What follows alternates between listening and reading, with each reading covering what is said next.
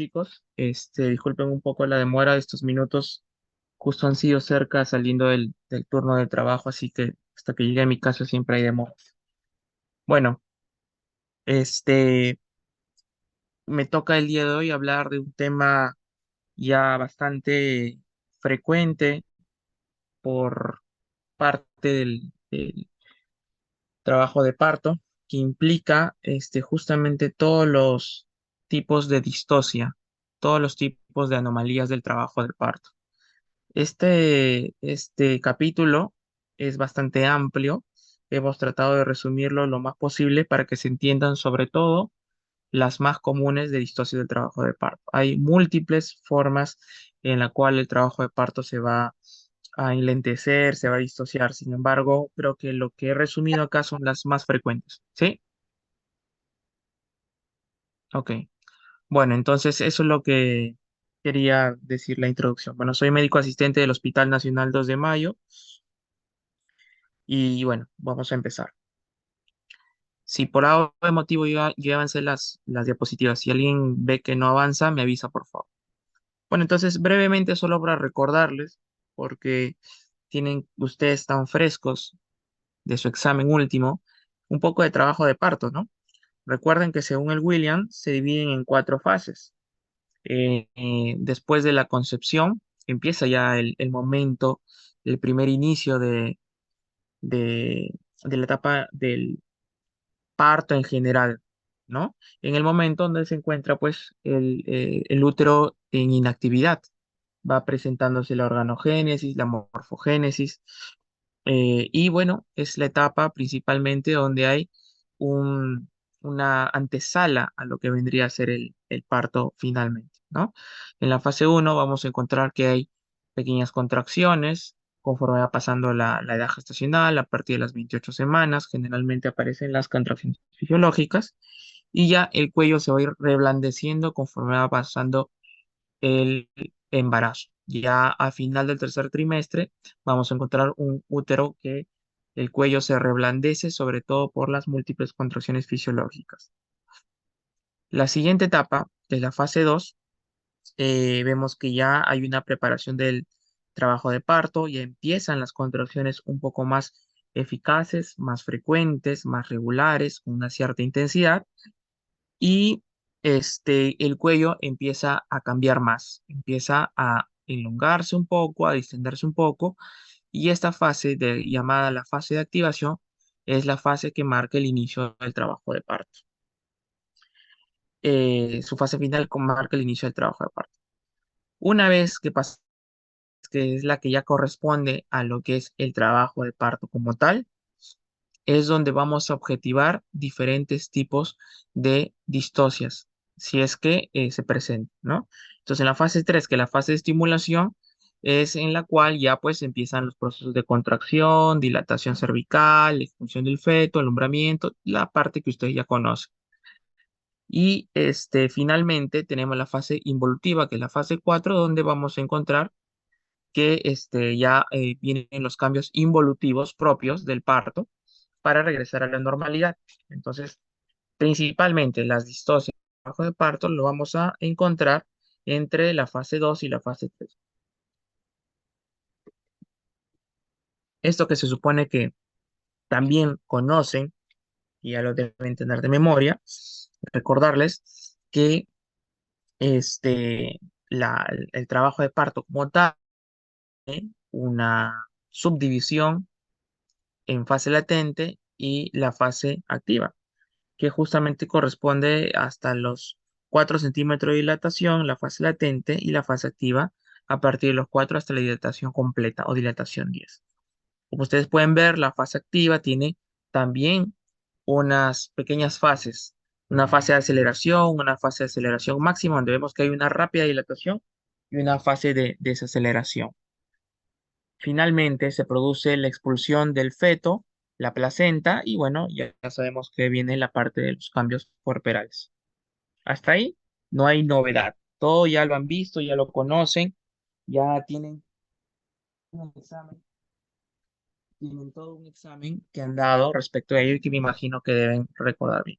Pero que es importante que lo refresquen porque cuando hablemos ahora de anomalías del trabajo de parto, basta con que ustedes sepan la normalidad para que puedan entender mejor la anormalidad. Entonces, dentro de distocias del trabajo de parto tenemos estas como más frecuentes, unas evidentemente más que otras.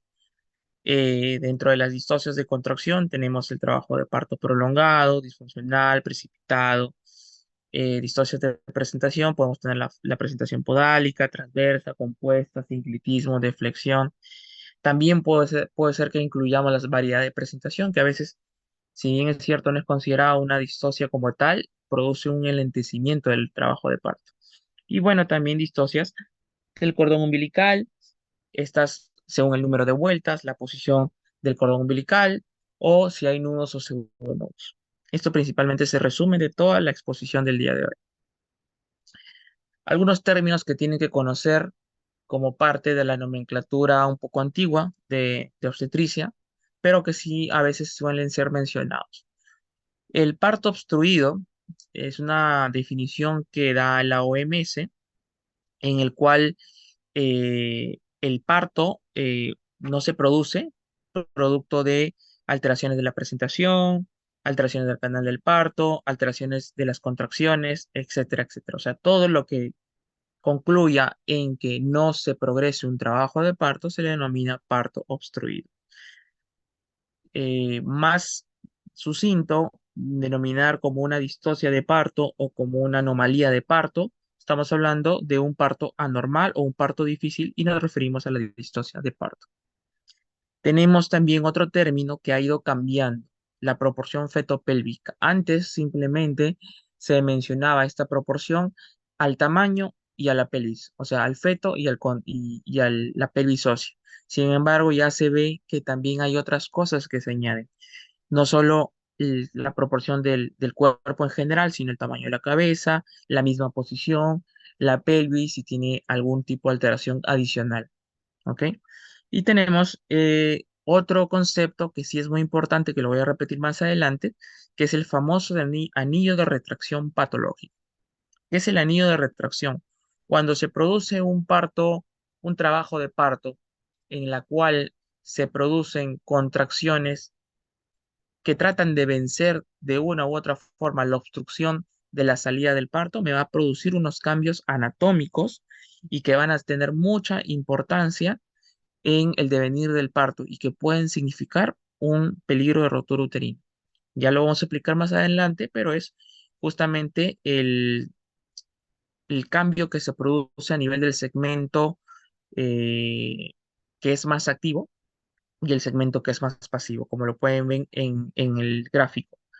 Hay un segmento que es el que se encarga de todas las contracciones, que es el más activo, y el que recibe la fuerza es el segmento pasivo. La división de entre el segmento activo y el segmento pasivo me la da el famoso segmento uterino. Entonces, donde se producen las contracciones de fondo hacia cervix, es justamente la fuerza principal que va a producir estos cambios de estos segmentos. Cuando vemos que esta fuerza no se produce como tal y trata de vencer, vamos a ver que este segmento pasivo se enlonga más de lo que debería ser, se reblandece o se incorpora más de lo que debería ser y eso es patológico. Lo vamos a conversar más adelante.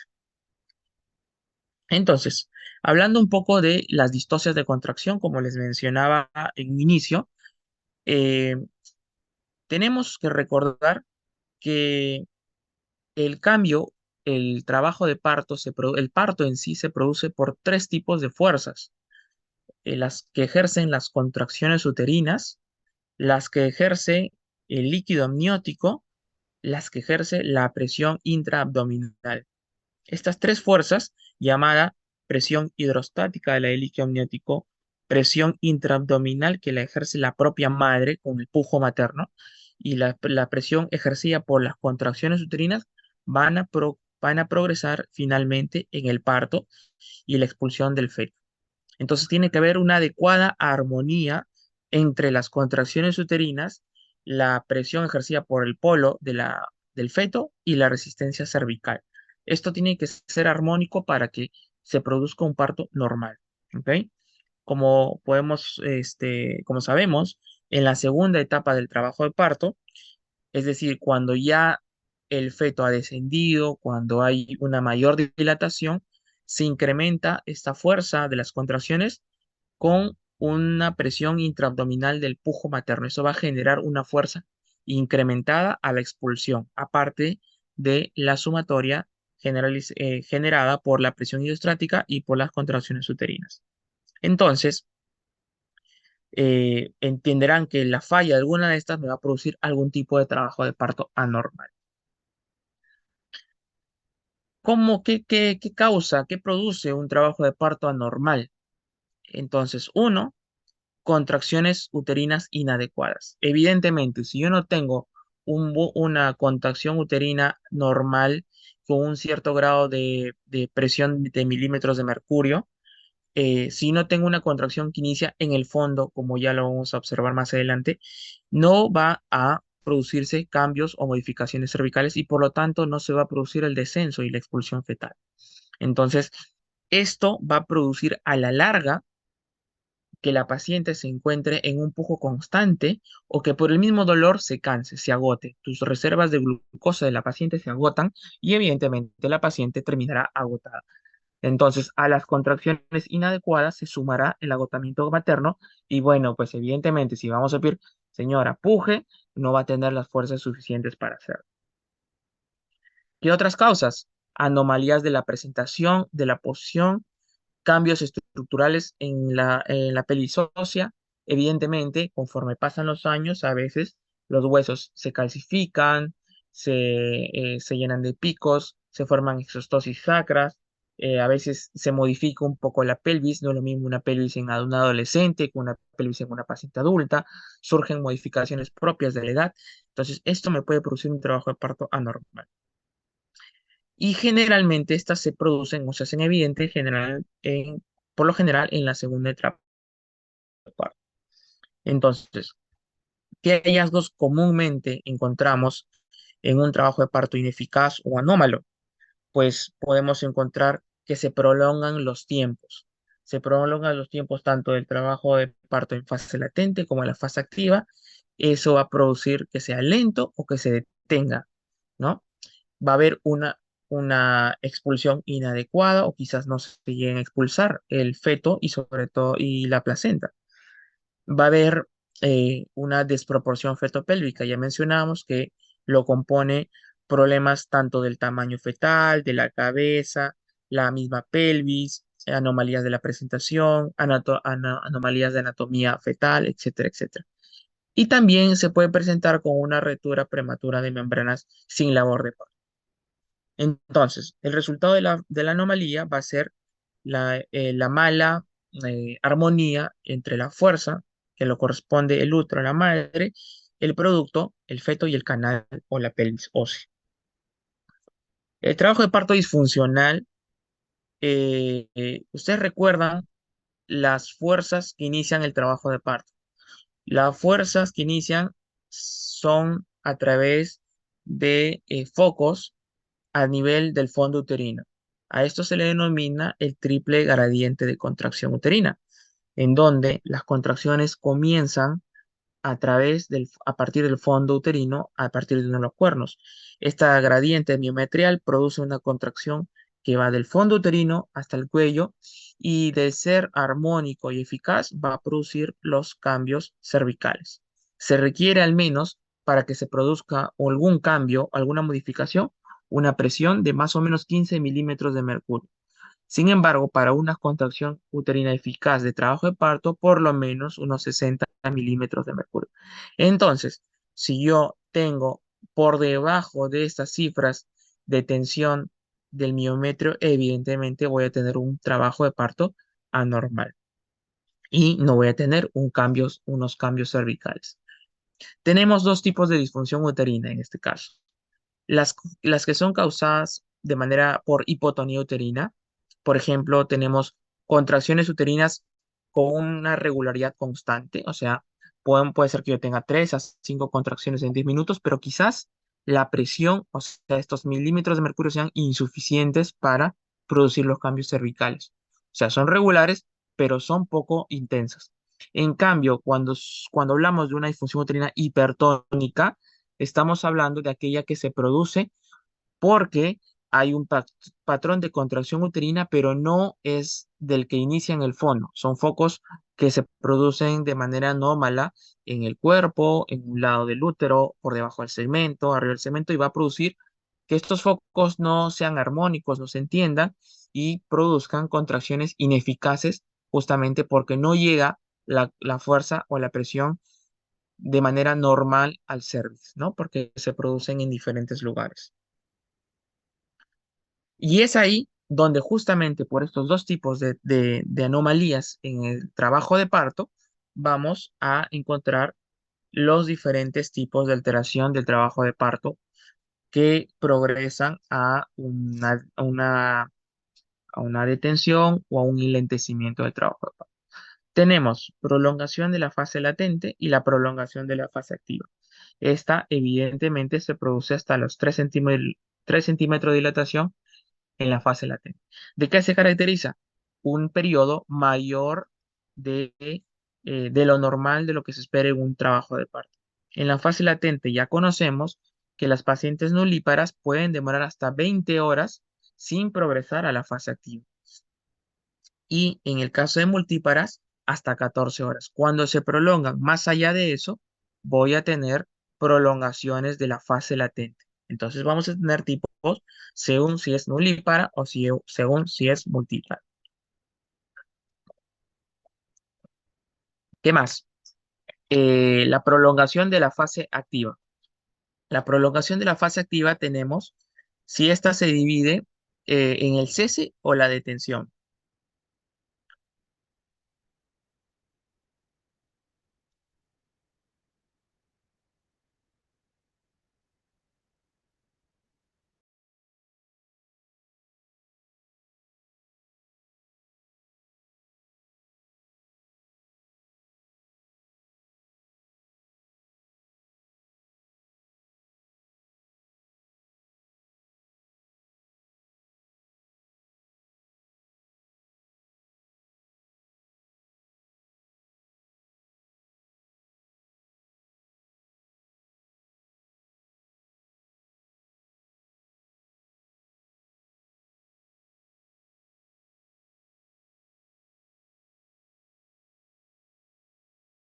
Entonces, este, la prolongación de la fase activa, la OMS la define si es que se prolonga, si hay una dilatación menos de 1 centímetro por hora, al menos en 4 horas, o sea que en 4 horas que yo estoy monitorizando a la paciente no dilata o dilata menos de 1 centímetro, se le llama prolongación. Pero cuando ya no hay dilatación de ningún tipo durante 2 horas o más, a esto se le denomina fracaso de trabajo de parto. Entonces, cuando tenemos contracciones uterinas inadecuadas, para nosotros concluir que hay un trabajo de un trabajo de parto que ha fracasado, yo debo tener primero Doctor, que, disculpe. yo debo tener primero que debe Doctor, encontrarse en la, ¿aló? sí, doctor, disculpe, no se está proyectando, se ve Sí, solo sí. la A ver, primera perdón, perdón, diapositiva. perdón, perdón. Está en la primera diapositiva, o más, doctor, se ve. Otra vez, se salió. Ahí, No, doctor, pero esto recién o ya estaba así hace rato. no, desde que apagó su Corté, micro y volvió a de corté, prenderlo, ok, ahí ok, ok, ok. A ver, vamos a ver, ¿ya? ¿Dónde me quedé? salí. Ok, Y también gracias. Entonces, como les decía, nuevamente repetimos. Entonces, prolongación de la fase activa, vamos a hablar cuando, según la OMS, en por lo menos 4 horas no se ha progresado más allá de 1 centímetro de dilatación, o cuando en por lo menos 2 horas la dilatación no progresa, llamamos detención de la fase activa del trabajo parto. Ahorita le voy a hacer un ejemplo. Entonces, para yo concluir que tengo una fase activa que no ha progresado, que se ha disociado, tengo que estar evidentemente en una dilatación 4 o más, una fuerza contráctil con las unidades de Montevideo, debo tener 200 o más, o debo tener una periodicidad. Es decir, yo tengo que tener contracciones frecuentes, eficaces y estar en la fase activa. Entonces, bajo estas circunstancias, si yo veo que se detiene el trabajo de parto, yo recién puedo llamar el fracaso de trabajo de parto. En cambio, si yo tengo, por ejemplo, ¿no? Tengo dos contracciones o una contracción en 10 minutos, pero que es una contracción muy potente. Entonces yo no puedo llamar en ese momento un fracaso de trabajo de parto. Tengo que tener las otras condiciones para llamarlo a tal cual.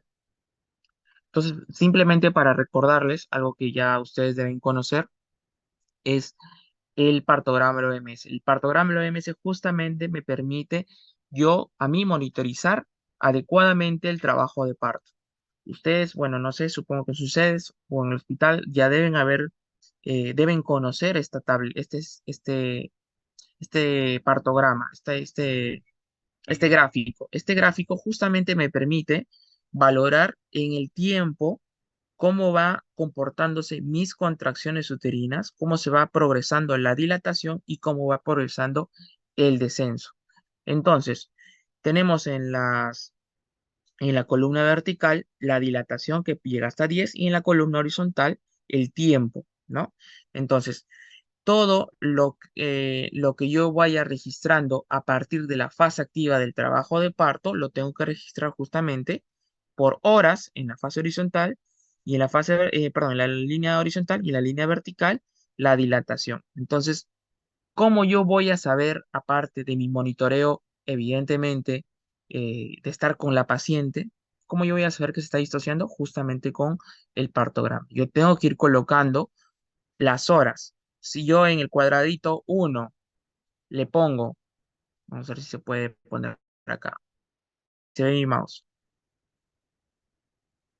se ve el mouse, el puntero, mejor dicho. Sí, sí se ve, Sí, doctor. doctor. Ah, ok, perfecto.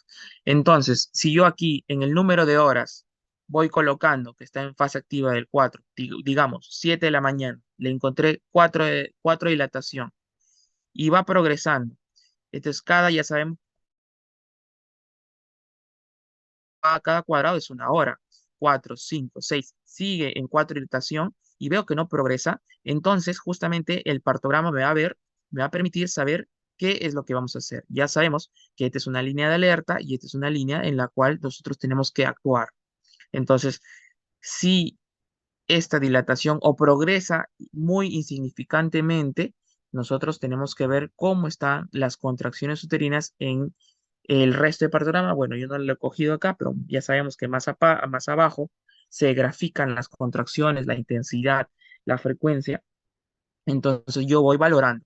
Estoy en mi hora acá donde dice el cuadrado 7, ¿no? Digamos, ya estamos en la hora 7 con 5 de dilatación, aquí donde lo estoy señalando, pero veo que en la parte de las contracciones, pues son una, dos contracciones que duran pues 15 segundos, 10 segundos, entonces yo en mi partograma estoy viendo que hay un retraso en la dilatación, pero que el problema es probablemente porque mis contracciones son inadecuadas.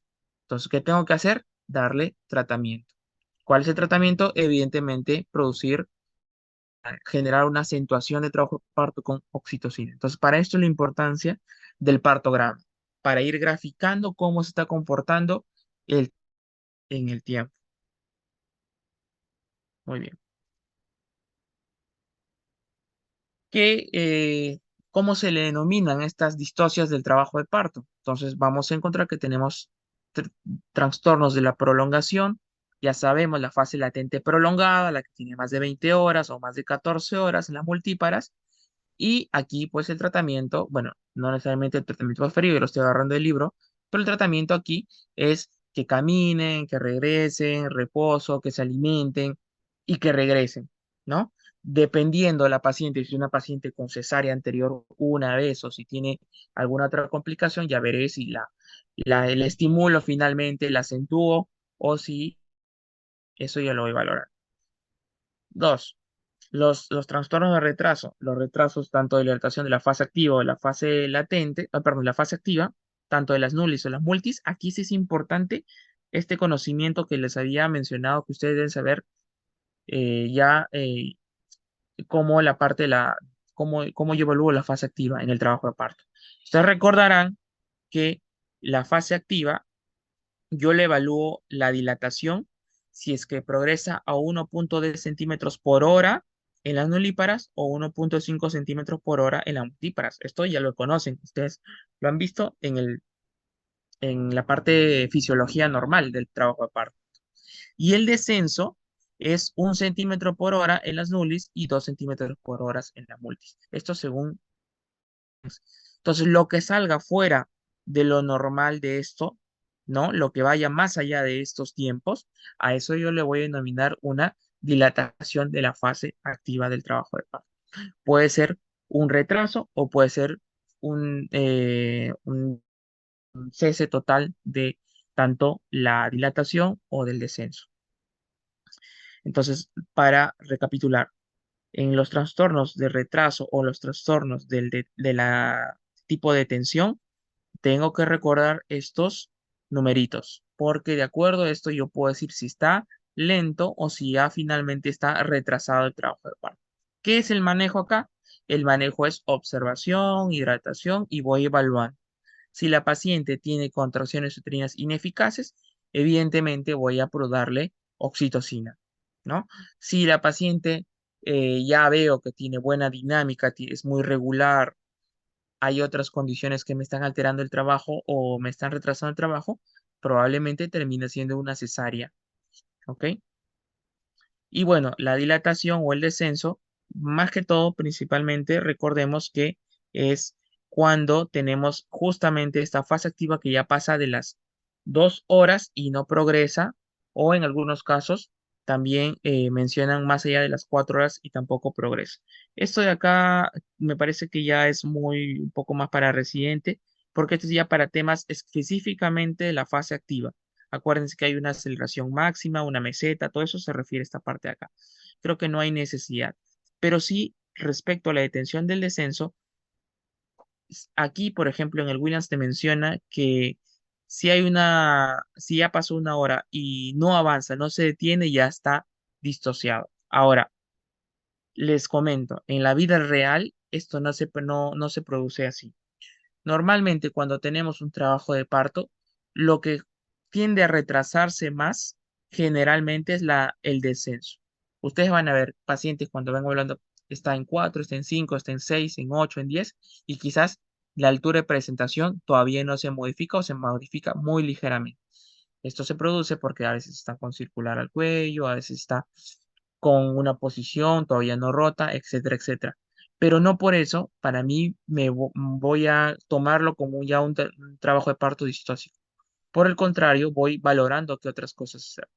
De repente romper las membranas, hacer que se produzca una efusión de líquido amniótico para ver si desciende la cabecita, quizás forzar el pujo a la paciente para que descienda un poco más. Entonces, el retraso y la detención pronósticos que yo tengo que agotar otras circunstancias para yo denominarlas como tal. Para fines numéricos, aquí pues te mencionan que si no hay descenso de ningún tipo, ya pues se la denomina detención del descenso, pero para fines prácticos generalmente no es así, ¿ok? Para lo que es dilatación, eso sí es justamente como lo hemos mencionado. Entonces, para que no se confundan, nuevamente recapitulando, los trastornos en la fase activa tienen que recordar estos numeritos que ustedes lo conocen como la parte normal, ¿ok? Cuando se produce en cuanto a al descenso, se, si yo les pregunto que ya el retraso perdón, que no descienda 1 hora o más va a depender de otros factores. Yo tengo que agotar otras cosas más para yo recién decir detención del descenso. ¿Ok? Es decir, tengo que tener buena dinámica, tengo que tener un feto en una posición adecuada, tengo que ya tener un tiempo de espera de más o menos unas 4 horas o más y que no progrese y que finalmente valorar si al yo romper las membranas tampoco llega a descender. Eso ya lo vamos a ir valorando después. Otro trastorno muy frecuente es el trastorno del eh, trabajo de parto. ¿En qué se caracteriza el trabajo de parto precipitado? El trabajo de parto precipitado justamente es el trabajo de parto muy rápido, pero no es el que, por ejemplo, se produce en las pacientes multigestas. Ustedes van a ir a la emergencia y van a encontrar una paciente que progresa su dilatación muy rápido si tiene uno, dos, tres, cuatro, cinco partos, sino que es un parto que es muy violento, que se produce por lo menos en unas 3 horas de iniciado el trabajo de parto. ¿Ok? Hay pacientes que a veces tienen un umbral de dolor muy bajo y ese umbral de dolor muy bajo va a producir que el dolor no lo perciban y que se esté progresando de dilatación constantemente. Y cuando ya se den cuenta, el parto ya esté avanzado. ¿Cuál es el problema? Que estas contracciones que son muy fuertes pueden producir daño al, al feto, al producir el choque de este feto con el canal del parto. Entonces, el trabajo de parto precipitado lo que se caracteriza es que puede producir diferentes lesiones a nivel tanto del canal del parto, puede producir lesiones en el feto, pueden producir pueden producir atonía uterina, etcétera, etcétera. Entonces, lo que me debe a mí llamar la atención en un trabajo de parto precipitado, uno, es que es un trabajo de parto que se produce muy rápido, aproximadamente en 3 horas. Generalmente son pacientes que tienen muy poco dolor, muy poca sensibilidad al dolor y que me pueden producir, sí, complicaciones que pueden ser de muy leves a muy severas. ¿Ok? ¿Qué tipo de complicaciones pueden presentar el parto precipitado? Uno, laceraciones del canal del parto, desgarros que pueden ir de simples laceraciones hasta desgarros severos, tanto de la parte genital anterior, de la parte rectal, etcétera, etcétera, por la propulsión y la fuerza con la que sale el feto. Dos, eh, producto de las contracciones tan intensas, el útero se puede agotar y producirse una atonía uterina. Hay un riesgo de embolismo del líquido amniótico por la fuerza con la que se expulsa y también puede presentarse DPP, puede haber hemorragia posparto, meconio al nacer o Apgar bajo también cuando nacen estas gestaciones. Evidentemente, no podemos usar tocolíticos ni mucho menos oxitóxicos en el trabajo de parto precipitado.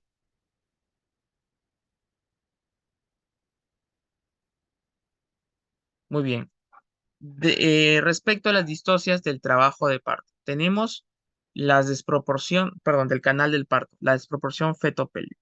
Chicos, denme 2 minutos, por favor, un ratito. Ahorita continuamos.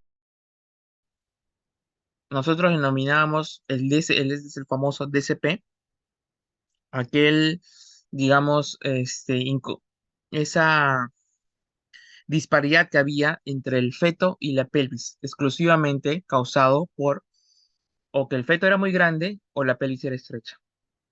Actualmente se acuña que esto ya no se debe dar como tal. ¿Por qué? Porque el diagnóstico suele ser dinámico. Es así, si yo tengo alteraciones en la presentación, alteraciones en el tamaño de la cabeza fetal, alteraciones del tipo de contractibilidad, etcétera, etcétera, recién puedo, cualquiera de esas situaciones puedo yo llamar una desproporción cefalopélvica o desproporción fetopélvica, perdón, ya no cefalopélvica.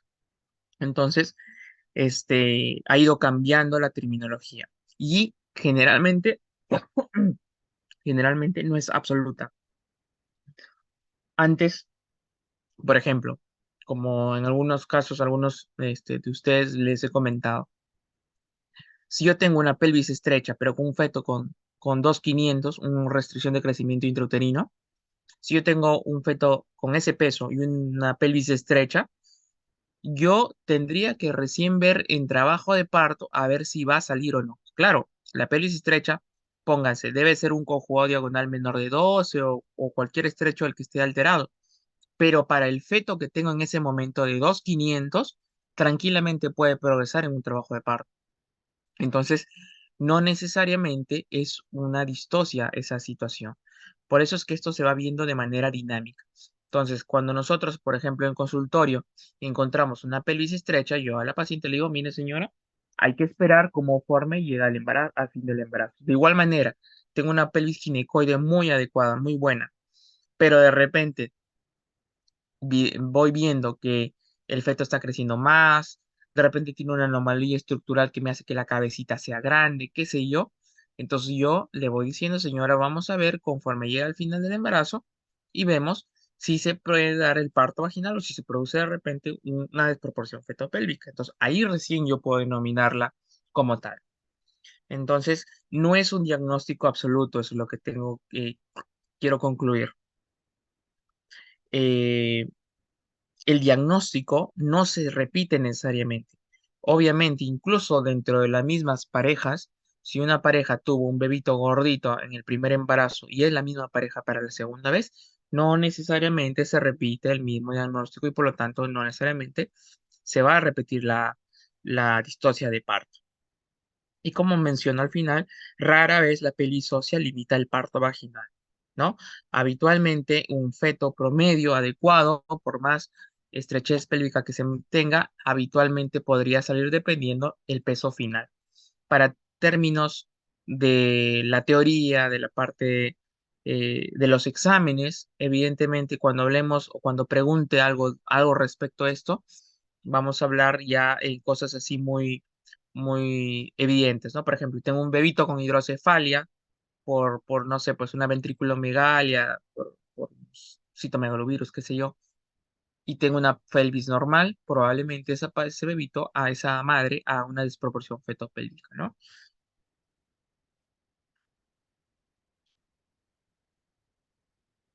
Ya.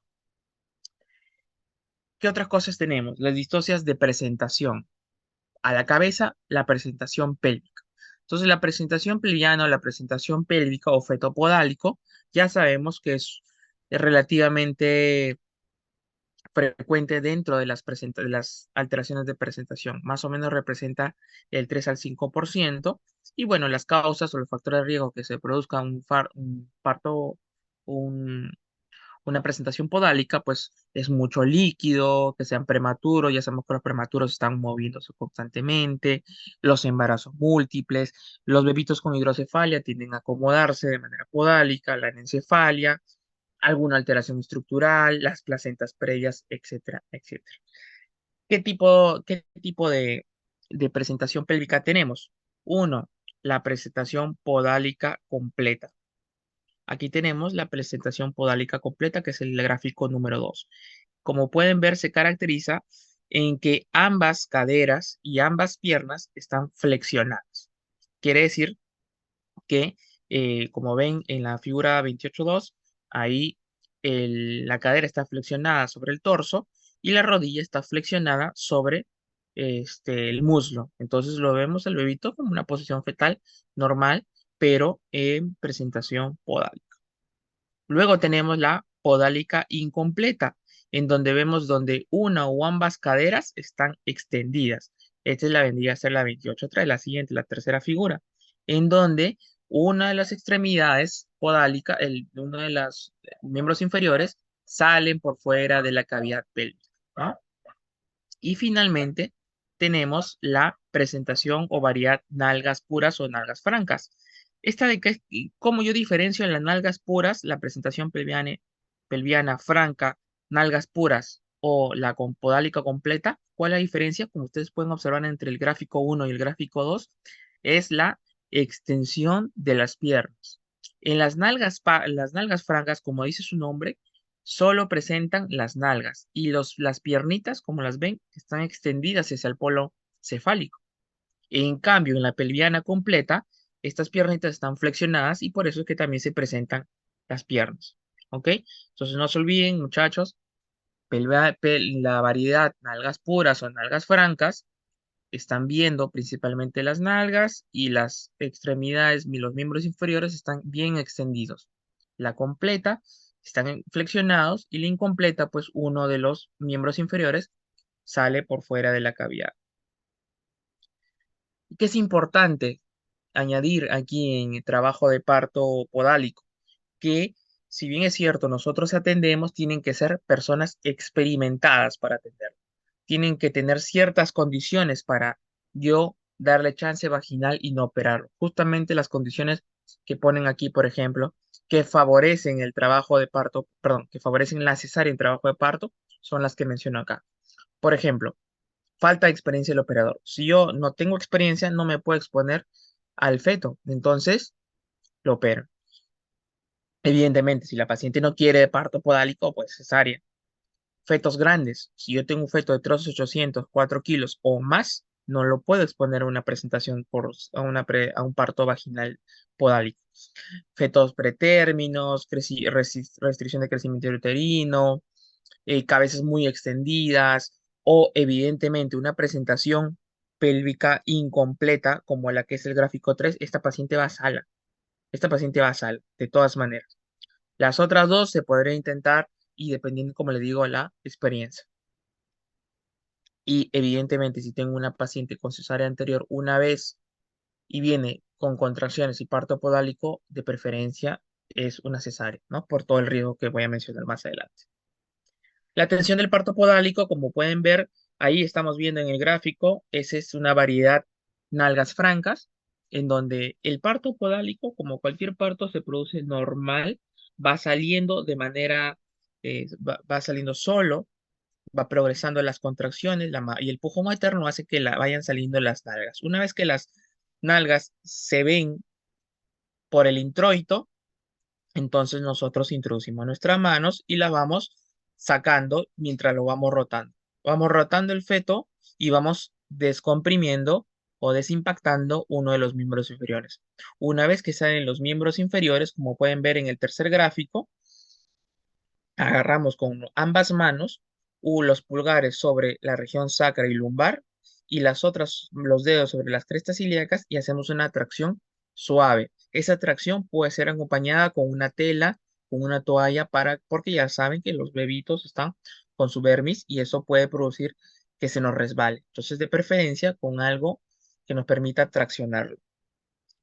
Luego, pasamos a que una vez llegamos y al traccionar logramos observar, objetivar el hombro, rotamos hacia un lado unos 180 grados y hacemos que se presente el hombro anterior, que puede ser el derecho o el izquierdo, y con nuestra mano que introducimos, como se puede ver en el segundo gráfico, por encima de la vagina, traccionamos el brazo para descomprimirlo. Una vez que descomprimimos un brazo, hacemos una rotación total del feto para descomprimir el otro brazo. Y finalmente nos va a quedar la cabecita.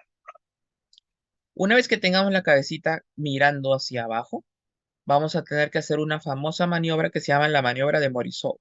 La maniobra de Morisot lo que hace es, tenemos que primero tener dos operadores. Un operador que me va a ayudar haciendo eh, una presión suprapúbica, como pueden ver ahí en el tercer gráfico, y el otro operador, que es el que tiene el parto, el experimentado, va a tener sus manos en dos posiciones particulares. Una mano, la que está por debajo, que va a ir por debajo, perdón, del tórax y se va a dirigir hacia el maxilar superior del feto, y la otra mano va a agarrar el cuello entre sus dedos y este va a ejercer una presión. Tanto la presión que ejerza el operador que está haciendo la presión suprapúbica, más la tracción hacia arriba que hace el operador, el que está atendiendo el parto vaginal podálico, va a hacer que se desimpacte la cabeza fetal. Entonces, es importante que sea con dos personas. Como les digo, esa es la famosa maniobra de Morisot. Luego tenemos la presentación transversa. Entonces, aquí evidentemente tenemos que el eje longitudinal del feto se encuentra perpendicular al eje materno. Al encontrarse de esta forma, vamos a tener que el hombro se expone hacia la cavidad, hacia la pelvis, ¿no?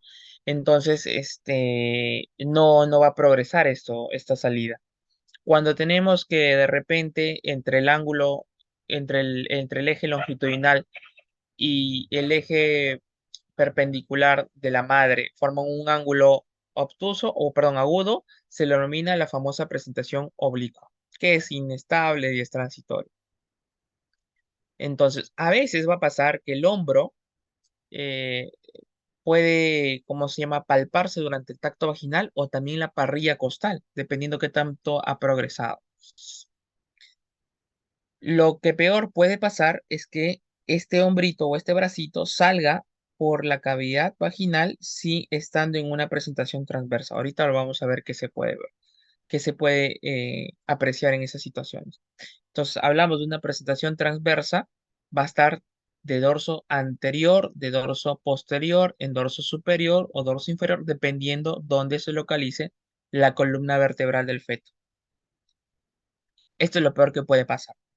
Un feto en transverso o un feto en una mala presentación cefálica en la cual se prolapse uno de los brazos, como lo pueden observar ahí.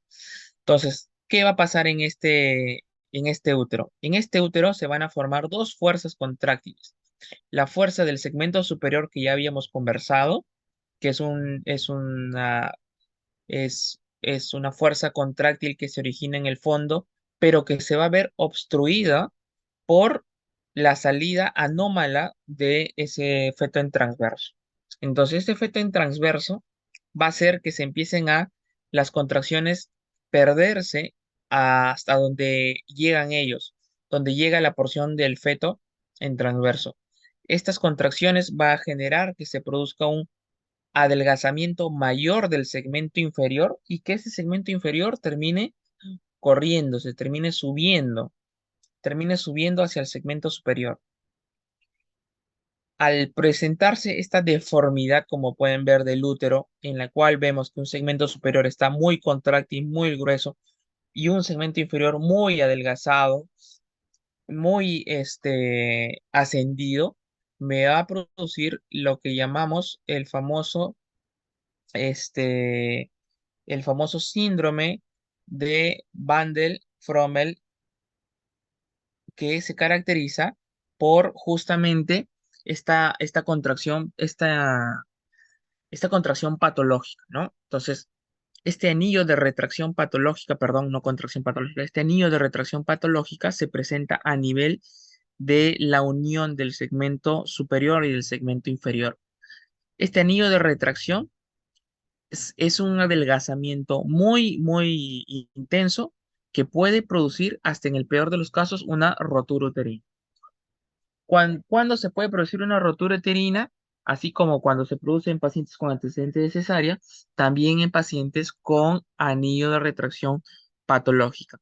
Recordemos, el anillo de retracción patológica no es otra cosa que la convergencia entre el segmento superior y el inferior, pero de manera patológica. Esta convergencia se produce porque el segmento inferior se adelgaza más de lo normal, producto de una obstrucción del trabajo de parto. ¿Ok? Entonces, por ejemplo, ¿qué podría pasar, no?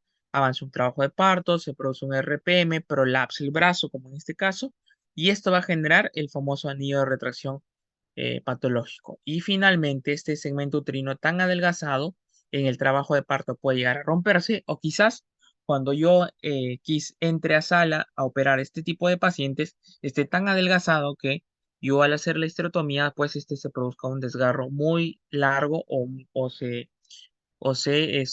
rompa el útero en dos prácticamente al tener un segmento tan delgadito.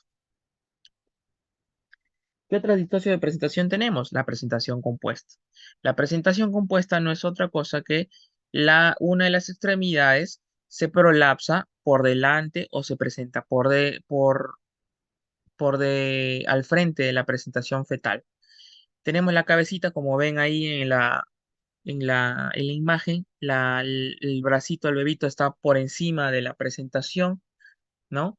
O a veces se cubren la cara, pero esto es sencillo. El parto puede producirse de manera normal, de manera espontánea, o yo introduzco mi mano y remuevo el bracito para permitir la salida completa de la cabeza fetal, ¿no? No interfieren con el parto vaginal en la mayoría de los casos y como les decía, puede empujarse la extremidad si interfiere la salida del feto.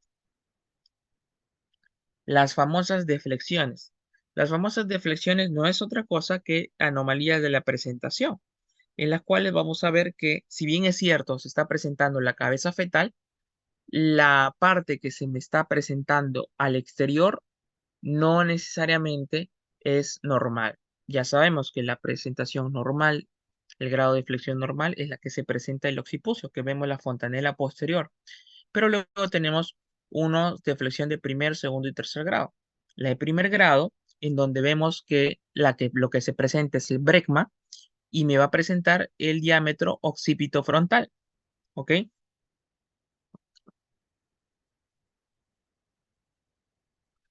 Aquí sí se ve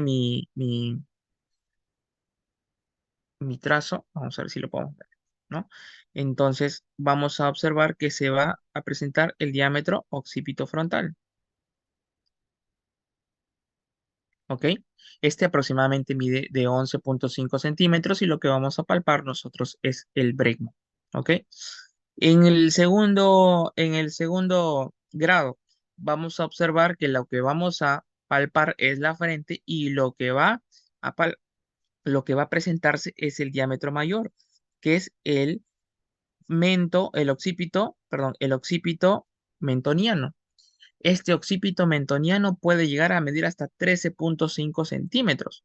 Y entonces el problema es que cuando se presenta este diámetro tan grande, es muy difícil que salga por la pelvis materna. ¿Ok? Al producirse este diámetro, este diámetro el que sale, definitivamente a este nosotros le llamamos la presentación tipo de flexión de segundo grado de frente y nosotros para ya saber que tenemos que operarlo, decimos esta presentación va de frente a sal. Esta de ninguna manera por el tamaño que es 13,5 centímetros, va a salir por la vagina de manera normal. ¿Ok? Y finalmente tenemos la,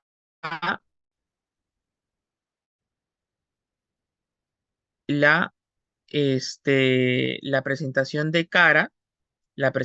de cara que va a ser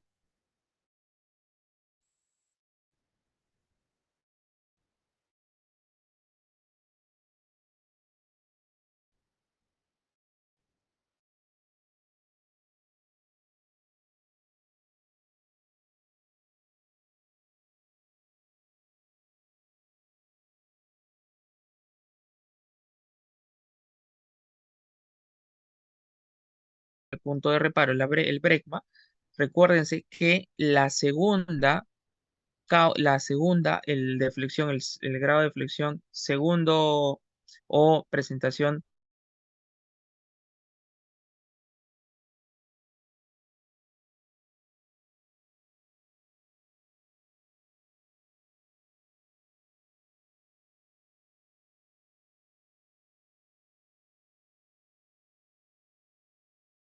mentonianas, como estamos viendo en el grado de tercer grado, habitualmente lo operamos, porque es medio complicado sacar un bebito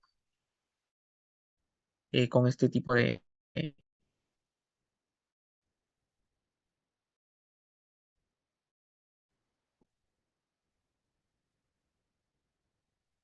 muy bien.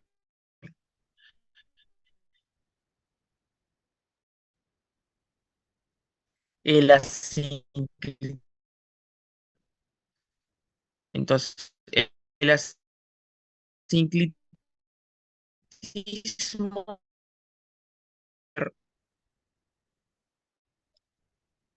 la equidistancia tienen que ser igual. Es decir, si yo tengo 8 centímetros acá, yo tengo que tener 8 centímetros acá, por así decirlo, ¿no? Esa equidistancia normal se le llama sinclitismo. Cuando, cuando yo tengo que justamente la sutura sagital se mueve hacia el lado anterior, o sea, perdón, hacia el lado posterior, o sea, hacia el promontorio, o hacia el lado anterior, o sea, la sínfisis del pubis, en ese momento yo le denomino asinclitismo. ¿Ok? Y lo que no deben confundirse es que nosotros llamamos asinclitismo anterior cuando lo que se me muestra al tacto vaginal es el parietal anterior. Por eso se denomina sinclitismo anterior. Entonces, lo que no deben confundirse es la sutura sagital se va hacia la parte posterior, o sea, el promontorio, pero lo que se me muestra a mí es el parietal anterior y por lo tanto, por eso se denomina asinclitismo anterior. Del otro lado, tengo la sutura sagital que se me va hacia la parte anterior, o sea, hacia la sínfisis del pubis. Lo que me va a mostrar es la parietal posterior y por lo tanto yo lo denomino asinclitismo posterior. Entonces, eso tengan cuidado, por favor, chicos. El asinclitismo anterior o posterior lo denomina el parietal que se expone al tacto vaginal. ¿Ok? Y evidentemente, pues algún grado de asinclitismo puede producir que no se produzca el parto vaginal.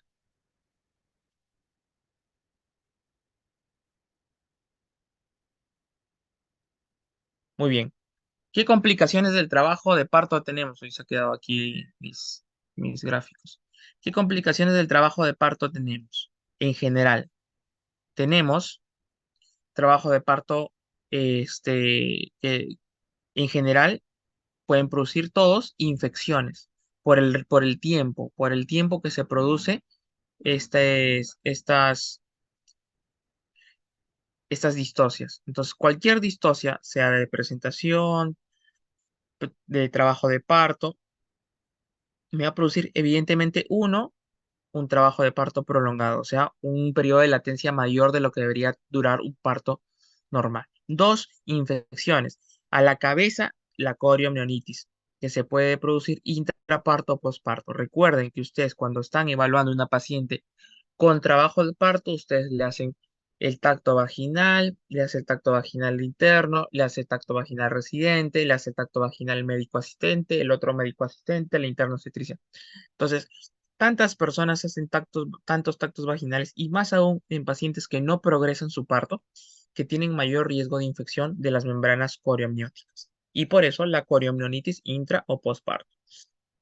Justamente al encontrarse en una constante contracción y a veces patológica, podemos encontrar que este útero este, se agota y finalmente no se va a contraer adecuadamente cuando se produzca el parto fetal, el parto del feto. Entonces, vamos a presentar una hemorragia posparto por atonía uterina. ¿Qué más puede producirse? Desgarros uterinos por la cabeza fetal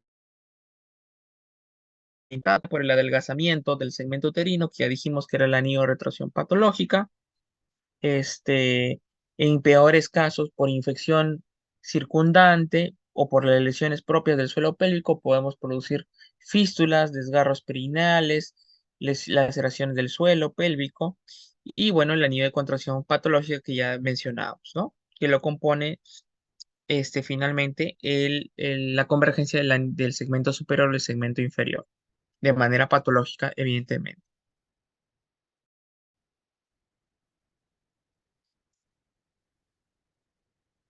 Muy bien, ¿qué otras distocias del trabajo de parto tenemos? Las famosas distocias del cordón umbilical. Entonces, cuando nosotros evaluamos el cordón umbilical, debemos recordar que podemos encontrar, por ejemplo, los circulares del cordón. Pueden ser simples, pueden ser dobles, triples, quíntuples, y estas pueden ser al cuello o partes fetales. Entonces, evidentemente, las que me van a producir alteraciones del trabajo de parto son aquellas que se presenten con enredamiento del cuello fetal. Dos, tenemos los famosos prolapsos del cordón. Y los prolapsos del cordón, ahorita lo vamos a ver en un gráfico, van a ser de tres tipos. Entonces, ahí tenemos la distocia del cordón del parto, ahí podemos ver el cordón umbilical. ¿Cuál es el problema con el cordón umbilical? Que el cordón umbilical puede estar enrollado muchas veces y hacer que evidentemente la longitud del cordón umbilical se acorte en cada contracción y esto produzca desoxigenación del feto y también pues un efecto,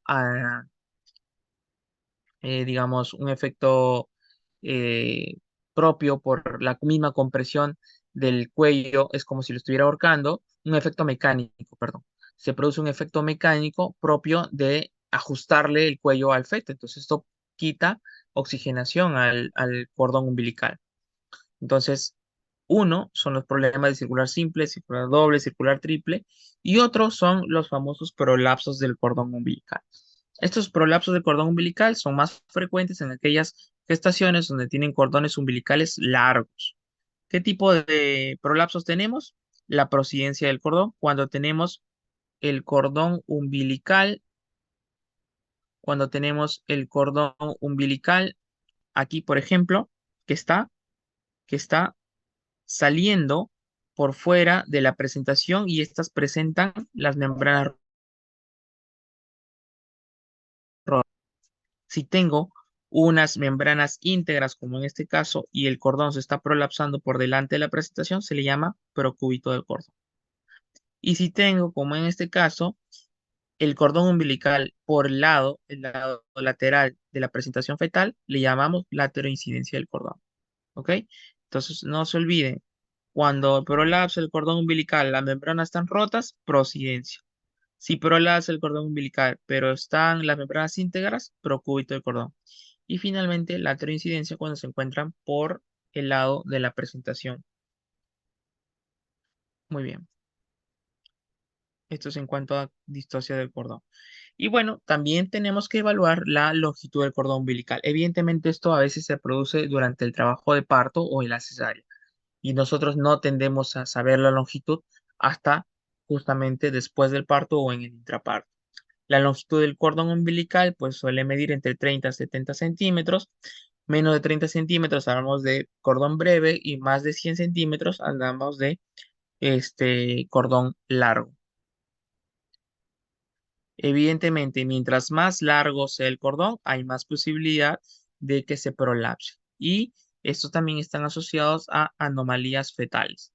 Mientras que un cordón breve, un cordón más acortado, evidentemente cuando el bebito quiera salir, me va a ejercer un efecto mecánico al estirar ese cordón umbilical y disminuir el calibre de los vasos y por lo tanto me va a quitar el aporte vascular. Entonces, cordones breves están asociados a sufrimiento fetal intraparto, sobre todo cuando se va presentando un descenso mayor de la presentación fetal. Tenemos otro tipo de distocias que son los famosos nudos de cordón, en donde por ahí los bebitos pues quedan vueltas de un lado al otro, tenemos por ahí un cordón largo y se produce un nudo. Y este nudo durante el trabajo de parto pues se va a ajustar y va a quitar el aporte vascular al resto del cordón. Y finalmente tenemos otra alteración que es la basa previa, en la cual tenemos el cordón umbilical que se inserta de manera normal donde le corresponde, pero vasos placentarios, sobre todo los que discurren por la cara amniótica, van a irse delante de la presentación fetal. Es decir, vamos a observar vasos anormales que van y discurren delante del OSI y entre la presentación del polo fetal. Entonces, cuando se produce justamente el descenso o las contracciones, la cabeza va a comprimir esos vasos y va a producir tanto insuficiencia vascular producto de la compresión o desgarros del vaso y también producir una hemorragia obstétrica. Creo que eso me parece que es toda la presentación. Muy bien, chicos. No sé si hay alguna pregunta, algo que aclarar, algo que quizás por ahí no hayan entendido para culminar respecto a lo que es anomalías del trabajo de parto. ¿Tienen alguna pregunta?